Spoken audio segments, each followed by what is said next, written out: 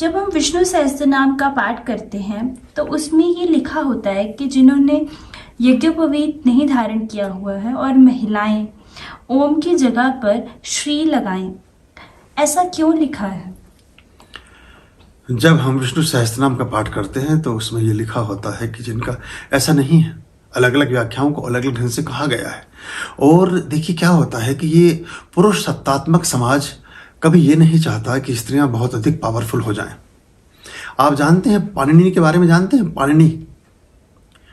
पाणिनि ने संस्कृत की सारी व्याकरण की रचना की और जिनको महर्षि पाणिनि बोलते हैं, आप जानते हैं कौन थे वो?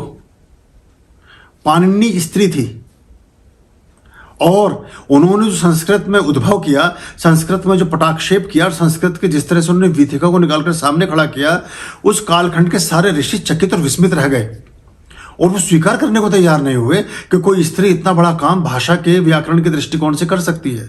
शर्त ये रखी गई उनके पिता के सम्मुख कि इनको हम तब ऋषियों की श्रृंखला में शामिल कर सकते हैं कि महर्षि पाणिनि कहलाएं, और सिर्फ कहलाएं ही नहीं, ये थोड़ी सी अपनी वेशभूषा भी ऐसी बना लें कि ये पुरुष लगें। अब सोच सकते हैं बात। और उन्हें करना पड़ा ये चीज़ क्योंकि उनको वो विधान करना था। तो जब उनको वहाँ प्रस्तुत किया गया तो सभी के जेंडर सभी के बारे में बताया गया, लेकिन पाणिनि को सबसे पहले बैठाया जाता था और पाणिनि के बारे में कुछ परिचय नहीं दिया जाता था। भैया महर्षि पाणिनि आए हैं या महर्षि पाणिनि उपस्थित हैं, यही नहीं बोलते थे कि वो पाणिनि स्त्री हैं कि पुरुष हैं। तो ये हमारा एक बड़ा गहरा एक वो रहा है। तो इसको उस दृष्टि से हम बात करते हैं, उसमें आपको कुछ ज़्यादा चक्कर में पड़ने की ज़रूरत नहीं है, आप उसमें करें। और यज्ञोपवीत भी एक बहुत शुद्ध और एक बहुत ही अच्छा संस्कार है। तो सभी स्त्रियों को, और पहला यज्ञोपवीत संस्कार भी पाणिनि ने का ही हुआ, उस पर लेकर के बड़ा विरोध हुआ था कि स्त्रियां कैसे जनेऊ पहन सकती हैं। तो वो बड़ी लंबी कथा है, किस दिन पाणिनि प्रसंग पर चर्चा करेंगे, आधे घंटे से 1 घंटे से ज़्यादा का वो विषय है। तो उस पर मैं बताऊंगा कि किस तरह से ऐसे ही जैनियों में हमारे 24 तीर्थंकर हैं, उनमें से एक महिला है।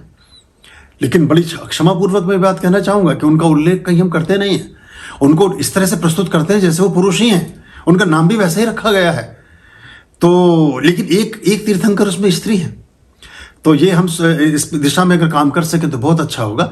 और देखिए हमने तो बहुत पहले भी इस बात के बारे में कहा था कि एक शंकराचार्य अगर स्त्री हो सके या कोई धर्म के जगत में एक महिला ऐसा रिप्रेजेंटेशन कर सके, और उस दिशा में हम बहुत काम कर भी रहे हैं अपने तरीके से। और इसलिए हम उस तरह के पात्र को निर्मित और विकसित भी कर रहे हैं कि वो अपनी योग्यता और प्रतिभा के बल पर ही इस चीज़ को सिद्ध कर सके कि हाँ, हम इस किसी चीज़ में इस मामले में पीछे नहीं हैं। चूँकि वेदों की रचना में, श्लोकों की रचना में पुरुषों के मुकाबले स्त्रियों का बहुत अधिक योगदान रहा है। हालांकि एक यात्रा करने के बाद, एक अवस्थिति को उपलब्ध होने के बाद, एक परिस्थिति को अतिक्रमित करने के बाद स्त्री और पुरुष का भेद मिट जाता है।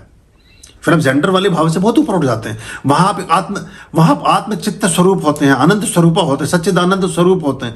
आप परमात्मिक ऊर्जाओं से ओतप्रोत हो जाते हैं, वहाँ ये भाव ही समाप्त हो जाता है। तो ये एक गहरी बात है, इस पर बात करेंगे कभी, लेकिन आपको इसमें कोई परेशान होने की जरूरत नहीं है। आप नमे वाला कर लीजिए। अगर आपको श्लोक में दिक्कत आती है तो नमे वाला कर लीजिए, जो 1000 नाम है, और उसमें ओम नारायण नमो नारायण का संपुट लगाएंगे तो 2000 हो जाएगा, द्विसहस्त्र नाम हो जाएगा, द्विसहस्त्रनामा हो जाएगा, यानी 2000 विष्णु के नाम हो जाएंगे। तो ये ऐसा भी कर सकते हैं। आर्यं शरणं शुभमस्तु, संभव करणम् अरमस्तु। आर्यं शरणं शुभमस्तु,